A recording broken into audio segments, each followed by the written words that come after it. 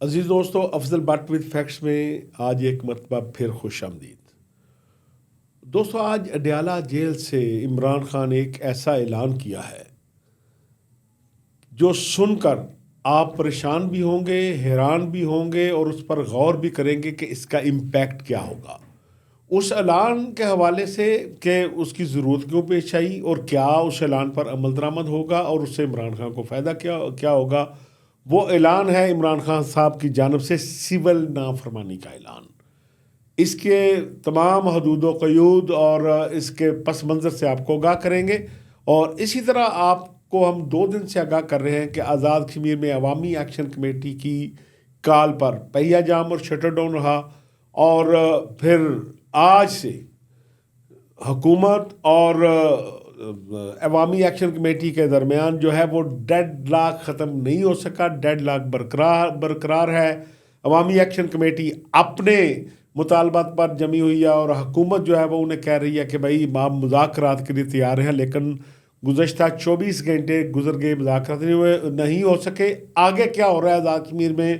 وہ میں آپ کو ضرور بتاؤں گا، اور اس کے علاوہ مسلم لیگ نون اور پیپل پارٹی کے درمیان جو ہے وہ پھڈا ہے۔ پھڈا کیا ہے، اس کا حل کیا نکل رہا ہے اور بیک گراؤنڈ ڈپلومیسی کیا چل رہی ہے، اس کے بارے میں آپ کو آگاہ کریں گے۔ آپ سے گزارش ہے کہ اگر آپ نے ابھی تک ہمارا channel Afzal but with fact subscribe نہیں کیا تو اس کو ضرور سبسکرائب کر لیں۔ عزیز دوستو، آج عمران خان صاحب کی جرنلسٹوں سے بات چیت ہوئی اور دیگر لوگوں سے بھی بات چیت چل رہی ہے، اور خان صاحب جو کہہ رہے تھے کہ میرے پاس آخری پتہ ہے، وہ آخری پتہ آج عمران خان صاحب نے پھینک دیا ہے، اور انہوں نے کہا ہے کہ 2 مطالبات پیش کیے ہیں بیسیکلی۔ تو کہ پہلا مطالبہ یہ کہ 9 مئی اور 26 نومبر کے حوالے سے جوڈیشل کمیشن قائم کیا جائے۔ اگر یہ جوڈیشل کمیشن قائم نہیں ہوتا تو پھر نیکسٹ فرائیڈے سے پاکستان تحریک انصاف جو ہے وہ سول نافرمانی کا آغاز کرے گی۔ اور حیرت کی بات یہ ہے کہ اس دفعہ سول نافرمانی کا آغاز کرنے کے لیے جو ہے وہ کپتان نے وفاقی دارالحکومت اسلام آباد کا انتخاب نہیں کیا، بلکہ پشاور کا انتخاب کیا ہے، جہاں کپتان کی جماعت کی اپنی حکومت ہے اور جہاں علی امین گنڈا پور جو ہیں وہ وزیر اعلیٰ کی حیثیت سے خدمات سر انجام دے رہے ہیں۔ اب دیکھنا یہ ہے کہ ایک طرف انہوں نے پھر مذاکراتی کمیٹی کو بنا دی ہے عمر ایوب خان کی سربراہی میں۔ مجھے ایسے لگتا ہے، کیونکہ میری پی ٹی آئی کے جن لوگوں سے بات ہو رہی ہے، میں نے 2-4 دن پہلے بھی کہا تھا کہ خان صاحب گوہر ایوب آتا ہے تو وہ خان صاحب کی گفتگو کی اور انٹرپریٹیشن کرتا ہے، گوہر خان عمر ایوب آتا ہے وہ اور کرتا ہے، اسی طرح علیمہ بی بی اور کرتی ہیں، بشرا بی بی اور کرتی ہیں، اور فیصل چودھری اور کرتے ہیں۔ اور آج آخر کار خان صاحب نے جرنلسٹوں سے بات کرتے ہوئے یہ اعلان تو کر دیا کہ ہم جو ہے وہ اب سول نافرمانی کی طرف جا رہے ہیں۔ ایک جرنلسٹ نے ان سے سوال کیا کہ آپ تو کہتے ہیں خان صاحب کہ میں ملک بچانے کے لیے جدوجہد کر رہا ہوں، میں ملک کا وفادار ہوں اور اپنی جان دے کر بھی ملک سے جو ہے وہ ملک کا خیر خواہ رہوں گا، لیکن کیا آپ سمجھتے ہیں کہ سول نافرمانی آپ کی کال دینے سے ملک خوشحال ہوگا؟ تو انہوں نے کہا کہ دیکھیں چلو وہ کیا کر رہے ہیں، جو وہ کر رہے ہیں تو ہم نے بھی تو اسی طرح جواب دینا ہے۔ اب سول نافرمانی تک پہنچنے سے پہلے کیا مذاکرات کی ٹیبل پر بیٹھا جا سکتا ہے؟ ایک تو وفاقی حکومت کے پاس بھی موقع ہے کہ ظاہر ہے کہ خان صاحب زخمی ہیں، ان کی جماعت کے لوگ گرفتار ہیں، ان کی جماعت کے لوگوں کو گولیاں لگی ہیں، اور انہوں نے اپنے ورکر کو پاؤں پہ بھی کھڑا کرنا ہے۔ اس لیے جو پاکستان کے پالیسی ساز ہیں اور وفاقی حکومت ہے، میں ان سے ریکویسٹ کروں گا کہ خان صاحب کو ایک زخمی لیڈر کے طور پہ دیکھیں، کہ جن کے کئی کارکن زخمی ان کے سامنے پڑے ہیں، کئی ہسپتال میں پڑے ہیں، کئی ان کو مل نہیں رہے، ہزاروں لوگ جیلوں میں ہیں، کئی لوگوں کے جنازے پڑے جا رہے ہیں۔ تو ایسا لیڈر جو ہے وہ اپنے ورکر کو مطمئن کرنے کے لیے کیا کال دے سکتا ہے؟ کیا وہ ایسا بیان دے کہ پتہ چلے کہ لیڈر نے ہتھیار پھینک دیے ہیں، لیڈر میدان سے بھاگ رہا ہے، لیڈر اب چھپنے کی جگہ تلاش کر رہا ہے، لیڈر پہلے کہتا تھا کہ ہم کہتے تھے کہ ڈٹ کے کھڑا ہے کپتان، تو اب تو لیڈر جو ہے وہ مذاکرات کے لیے پیچھے پیچھے بھاگ رہا ہے. پہلے تو ہم کہتے تھے کہ بھائی ہم ٹکر کے لوگ ہیں، اور اب کہیں گے جی اتنا نقصان ہونے کے بعد بھی کپتان مذاکرات کی بھیک مانگ رہا ہے. ایسا نہیں ہوتا. اس لیے وفاقی حکومت کو جو عمران خان صاحب نے مذاکراتی کمیٹی بنائی ہے،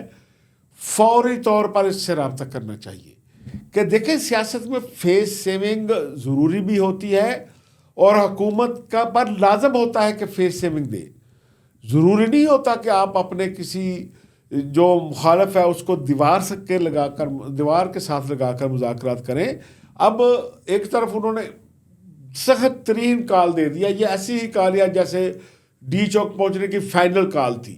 اب بھی خان صاحب نے یہ سب سے بڑا پتہ کھیل دیا ہے کہ اگر ہمارے مطالبات منظور نہ ہوئے تو پھر ہم پورے ملک میں ہی نہیں پوری دنیا میں سول نافرمانی تحریک کی حمایت کریں گے. اور جو لوگ بیرون ممالک میں اوورسیز پاکستانی ہیں جو خان صاحب سے محبت کرتے ہیں، ہم ان سے کہیں گے کہ آپ پاکستان کے اندر اب ریمیٹنس نہ بھیجیں. اور میرا خیال ہے کہ یہ خان صاحب کو کسی نے غلط بریف کر دیا ہے. میں بھی اکثر دوستوں کے پاس جاتا ہوں، 80% لوگ جو ہیں خان صاحب وہ پیسے اپنے خاندان کے ڈے ٹو ڈے میٹر کے لیے بھیجتے ہیں. وہ مہینے کی تنخواہ جو کماتے ہیں وہ خرچہ اپنے گھر پہ بھیجتے ہیں. یہ خان صاحب کو بھی پتہ ہے، مجھے بھی پتہ ہے کہ وہ پیسے کوئی سرکاری خزانے میں تو نہیں جاتے، لیکن وہ جو ڈالر کی صورت میں، جو ریال کی صورت میں، ٹھیک ہے، آتے ہیں، اس سے پاکستان کی ریمیٹنس میں اضافہ ہوتا ہے کہ کتنا پیسہ باہر سے آیا ہے. تو کیا ہم یہ سمجھیں کہ جس کے بچے اسکول میں جاتے ہیں، جس کے بچے ادھر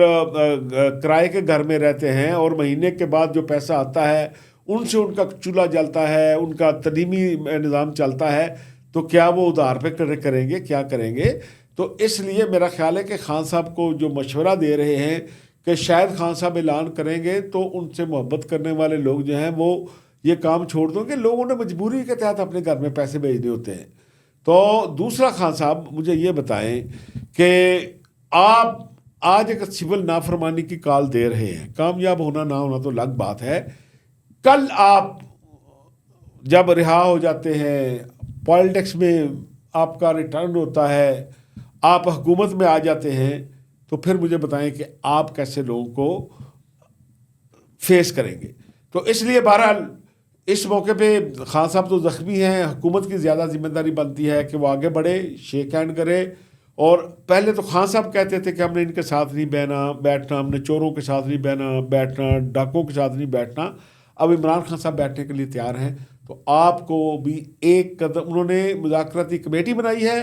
آپ کو 2 قدم آگے بڑھ کر مذاکراتی کمیٹی کی طرف مذاکرات کا ہاتھ بڑھانا چاہیے تاکہ بات چیت آگے ہو سکے، اور خان صاحب جو ہیں وہ جو سول نافرمانی کی بات کر رہے ہیں اس تک نوبت نہ جائے. دوسرا ساتھیوں آپ کو لیے چلتے ہیں کہ آزاد کشمیر حکومت اور عوامی ایکشن کمیٹی کے درمیان ڈیڈ لاک برقرار ہے. آزاد کشمیر میں بھی ایک سیاہ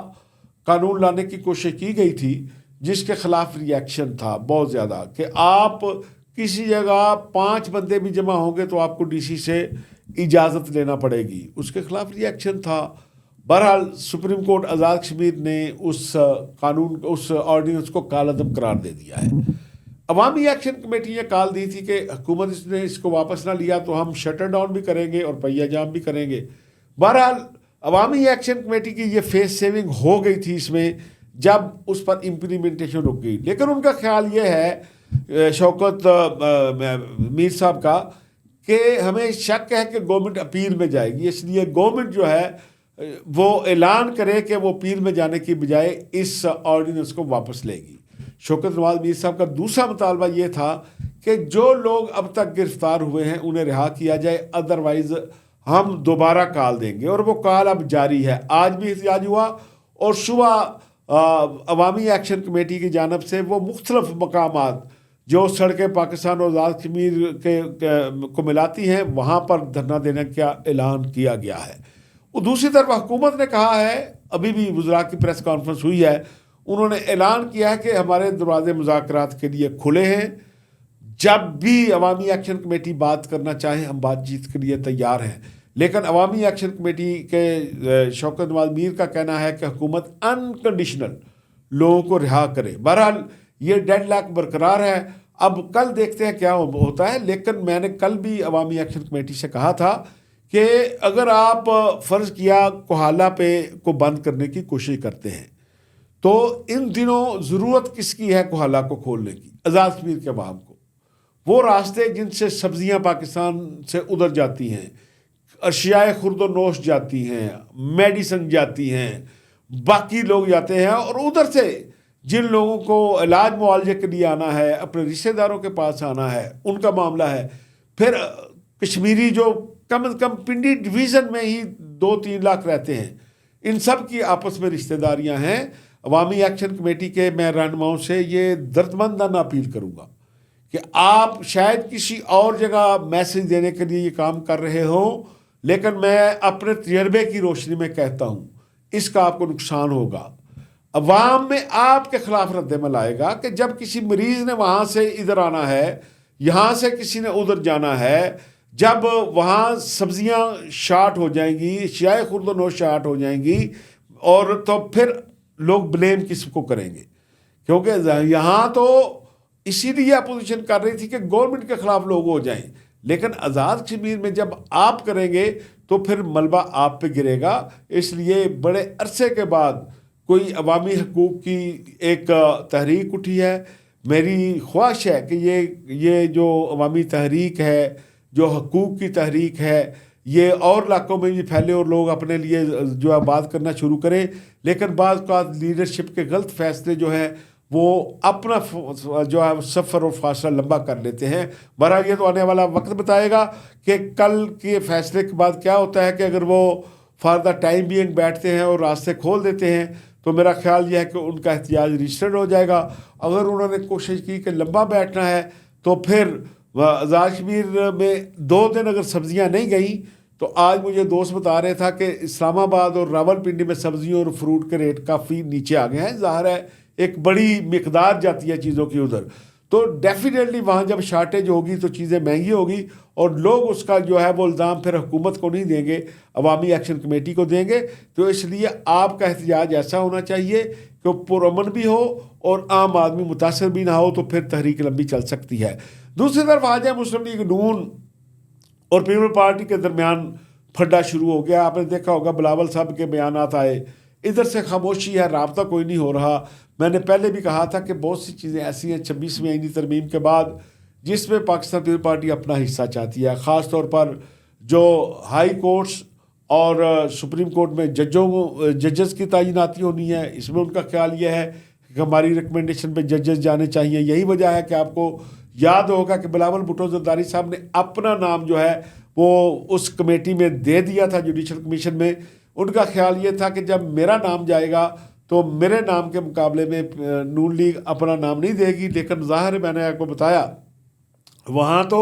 اپنے حصے کی لڑائی ہے کہ یہ ٹیبل پہ جو کیک پڑا ہے اس میں سے زیادہ حصہ کس نے لینا ہے۔ اسی لیے اب یہ بڑے بڑے عہدوں پہ تعیناتیاں ہو رہی ہیں، مختلف ممالک میں سفیروں نے آنا جانا ہے۔ تو اب پیپل پارٹی یہ کہتی تو ہے کہ ہم حکومت کا حصہ نہیں ہے، لیکن وہ کہتے ہیں کہ حکومت ہماری وجہ سے کھڑی ہے، اس لیے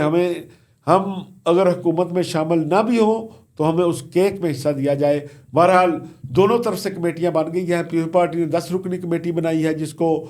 سابق وزیر اعظم راجہ پرویز اشرف ہیڈ کر رہے ہیں، دوسری طرف سے اسحاق ڈار صاحب کی سربراہی میں 11 رکنی کمیٹی ہے، اور یہ کمیٹی آئندہ چند روز میں بیٹھ کر فیصلہ کرے گی کہ انہوں نے کس طرح آگے بڑھنا ہے۔ اسی طرح مولانا فضل الرحمان صاحب بھی ناراض تھے اور بار بار دھمکیاں دے رہے تھے، لیکن ان کی طرف سے جو بل پیش ہوا تھا اس کے لیے اب فیصلہ کر لیا گیا ہے کہ 12 دسمبر تک جو ہے وہ جائنٹ سیشن بلا کر دوبارہ ان کا بل جو ہے وہ اس کی منظوری لی جائے گی۔ دوستو، ہمارے پروگرام کا وقت ختم ہو چاہتا ہے، آپ کے فیڈ بیک کا انتظار رہے گا۔ اجازت دیں،